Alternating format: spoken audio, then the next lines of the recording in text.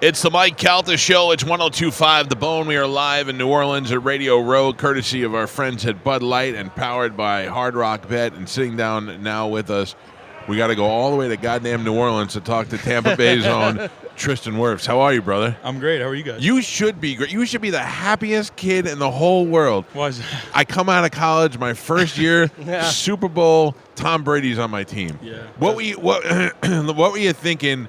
What were you thinking was the best thing that would happen to you on draft day? Were you like, what was your plan on draft day as you were sitting there waiting for the phone call? Oh, my gosh. I don't know if anyone's ever asked me that before. Yeah. What was my plan? Like, did you think, like, this is how I hope it goes? I want to go to the Lions. I want to go where? Maybe not the Lions. But you know what I'm saying? Like, what did you think in your head would be your dream? Oh, my goodness. You could This say, might I be- know it is. This might be cliche. I don't know. I don't know what it was. Probably to go number 4. I think there was 4 tackles that year, and everyone's like, oh, like, a tackle's going at 4. So Right. I think that was off the rip was the dream. I would say, like how I thought it was going to go. And were you trying to figure out who would have the 4th pick and where you would go? Well, we found out the Giants did, and then I wouldn't have been surprised if any 4 of us went to them. Like everyone knew they were taking a tackle. So I was like, they went Andrew Thomas. I was like, okay, and then I was like, got to be the Jet. I think the Jets were at 10, Browns were at 11. Ooh. I had a meeting. I was the only meeting the Jets had, I think, in person with no alignment before COVID pulled everybody off the road. So I was like, they got it. I was like, it's gonna be them. They didn't take me. I was like, I know. I think the Browns like me. Yeah. Didn't take me. I was like, I don't know where I'm going because I had a meeting. I pooped the bed Right. in the combine meeting with the Bucs. Why? Like, what do they say to you that makes you think that you? I just felt like they hated me. It's like just talking to them. I was like, they're doing, I think, kind of like a good cop, bad cop thing. Right. And I was like, these guys don't like me. And then, Well, let me ask you. Like, I always wonder. Like, we're going to interview a head coach. We already know what they could do. You already know Yeah. what your potential. So, what are you going to say? So, tell me, what are your people skills? You know, like Yeah. it's not like you're going for a regular job no, interview. it's strange, but like those are the kind of questions they ask you. It's just they try and Assess your brain, your reaction. Like Yeah. it's so much stuff. That I met with a sports psychologist there. Like, have you filled out this test? Yeah. And it's like it's all sorts of stuff. So I was Yeah. like, bad meeting in there. Right. They were my first pre-draft meeting on Zoom. Never used Zoom before. I was like 2 minutes late. I was like, the Bucs hate me. Right. Can somebody And it was let me 813 in? number. Yeah, I was like, there's an 813 number calling me. I was like, no way. Yeah. It was BA. He's like, you ready to protect Tom Brady, baby? Oh, And I was like, not right now. I was like, I'll get ready. I was like, I'll get ready fast. Yeah. You know. Now, when you found out that was happening, you were coming in and Brady was playing. And you're like, this is the best. All the best things that could come together. I think that was like best case scenario. Yeah, He's yeah. like, going somewhere, and he told me, he's like, don't get beat fast and don't get beat inside. He's like, we'll be okay. I was like, Roger that. Okay. Yeah. Because there were some days I had JPP and Shaq Barrett. Shaq Barrett coming off of league-leading sacks. Right. They were just torching me in Yeah. training camp, and I was like, I don't know if I'm cut out for this. I was like, I don't know if I can do this. You let a guy missing fingers torch you in camp? Yeah, dude. JPP he'd drive up in his Rolls Royce late. He's like, you just show up for practice, beat the brakes off me, and then head out. I'm like, this Ooh, guy. I got a good question for you. Yeah. What were you driving to practice at that time? My rookie year, I was driving a Ford F-150 King Ranch. What are you driving now, $140 million later? Ford F-250 King Ranch. Shut your mouth. It went Are you up 100. serious? Yeah. I'm sure you got a couple others. I got one. I got a Mercedes. I got a Mercedes when I signed my deal, but King Ranch is the best truck. Ford, hit me up. Yeah. Best King Ranch, best truck out there. That was my dream truck, and I got it my rookie year. Yeah. Yeah. What else, when you were a kid, was your dream that you're like, one day and now you have it? Like, did you do anything yet that you're like, this is the, or what dumb stuff did you buy that you're like, this is only? Oh my gosh. Yeah. There's always, Instagram ads, they get me. I'm like, I was like, that looks sweet. You know, like, I could order that. You fall for that too? Yes, everyone falls for that. I bought my wife a sweatshirt for Christmas that still hasn't come yet. Yeah. I bought it in October. They said it was a 3X. It came. It was like a large. I was like, this isn't. I said, this sucks. Coolest thing, I think, probably buy my mom a new house. She got 10 acres up in Iowa. So, Oh, that's awesome. Yeah, that was probably the coolest thing. That is great. It's got to be such a great feeling. Yeah, 100%. You know that they stuck by you through all the taking you to, because I have kids now. Yeah. And I cursed them every goddamn volleyball game I have to go to and softball game, and now one day they buy me a house. It'll come back. It'll come back around. I'll be very happy for Yeah. that. We're talking with Tristan Wirfs, who is neighbors with my best friend Pete. Pete. Yeah. Yes. Yeah. That's Yeah. awesome. He lives probably 100 yards from me. Yeah. Right. It's not so bad, Pete, because he lives kind of by himself, him and his son, and then every once in a while there's like a Lamborghini in his driveway. I was going to Is say, that- I guarantee Pete's trying to get you out of that Ford and into something else. Pete's awesome. I was like, is that a Lambo down there? Is that an RSQ8? He's got all this. Let me tell you about that son of a bitch. When we used to live together, when we were both poor, I mean, he was selling roses in Ybor City and doing all, and now he's driving Lamborghinis. He's man. grinding. He grinded his way right out there. So now, obviously, coming off another great year. I mean, you got to love playing with. After Brady, you don't know what's going to happen, and then you get Baker Mayfield, and he ends up being we're such fans. He's a dog. He's great, man. Yeah. He's so much fun to watch from a fan's point of view, and as your quarterback, you got to love him. Yeah, I mean, I love Baker to death. I feel like everyone knows that.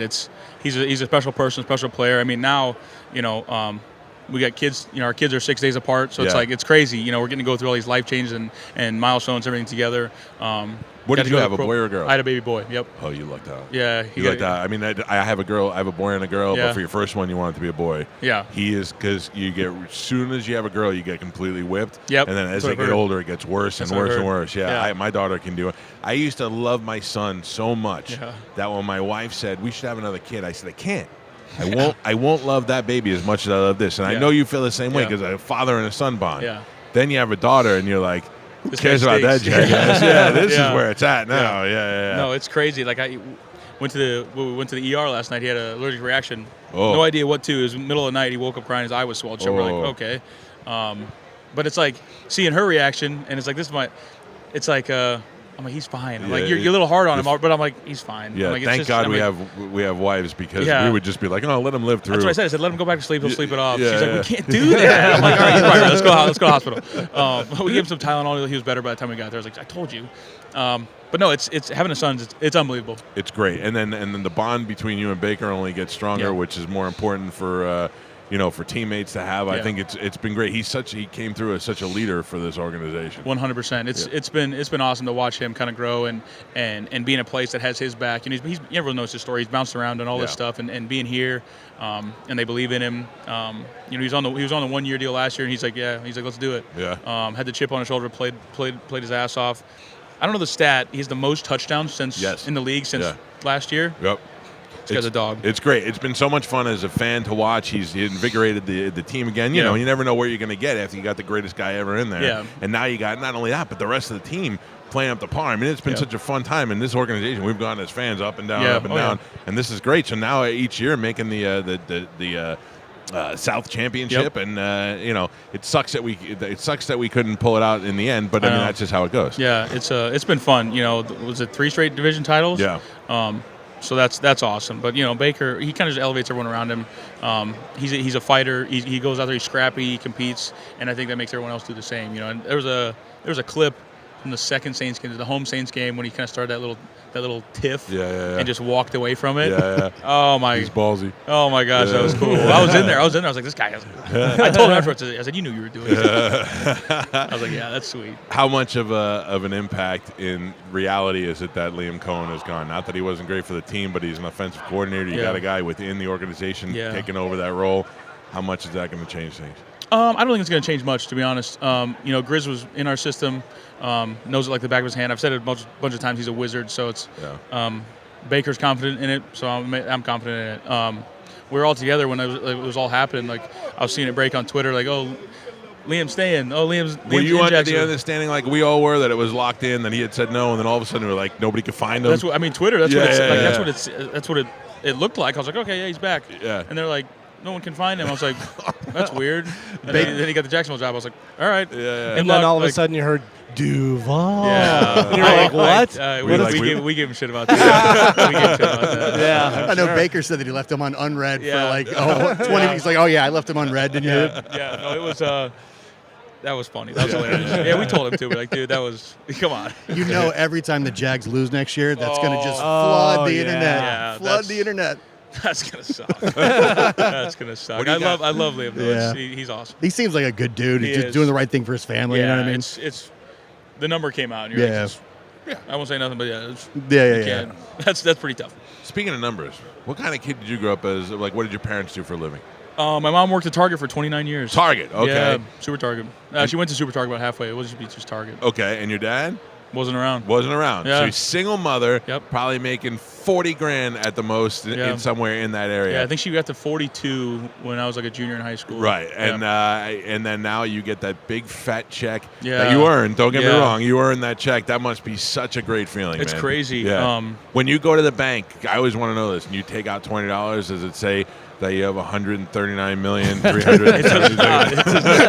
It does. I wish it did. It does not say that. It was crazy. Like I remember when I got drafted, like we had just started training camp. It was like one of the first meetings, and I was like the last one to sign my contract, I think. Right.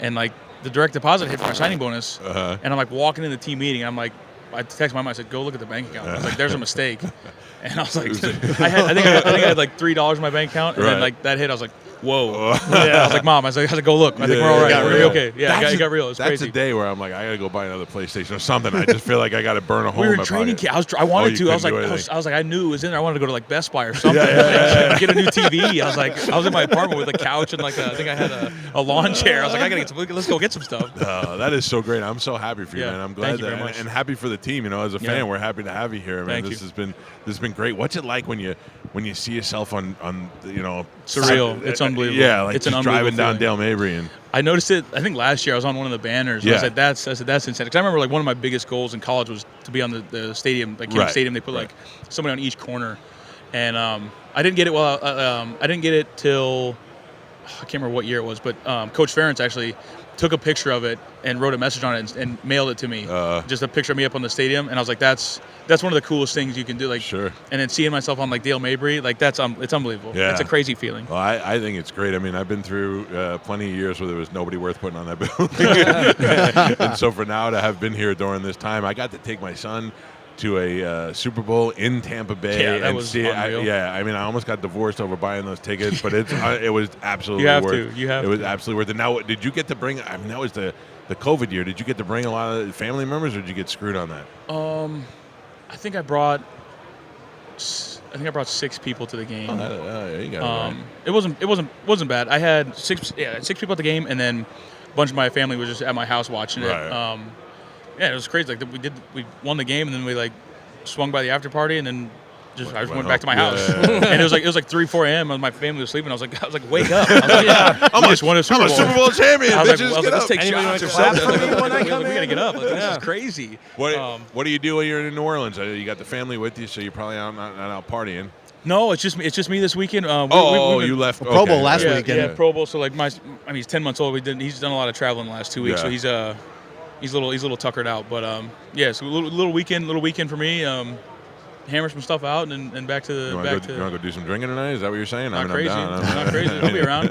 Are you even old enough to drink? What's going on? you got a little baby face on you. I do have a baby face. It's terrible. I'm trying. I've been growing this for 26 years. So that's all I got. I mean, when you line up against and you see some of these guys and they're ugly. I mean, look, JPP flashes them missing fingers and stuff, and then you got baby face coming at you. But it's a good surprise. You don't let them know what's happening. I appreciate you making time for us today. We're happy to have you on, and know that we're here all year long, and we're in Tampa. If you ever need anything, we'd love to have you. I keep telling Pete, I'm like, come on, go knock on his door and tell him to come on the show. And he's like, I'll see him eventually. I don't know. But we appreciate you coming on, man. Tristan Wirfs. We'll take a quick break. It's the Mike Calta Show. It's 102.5 The Bone.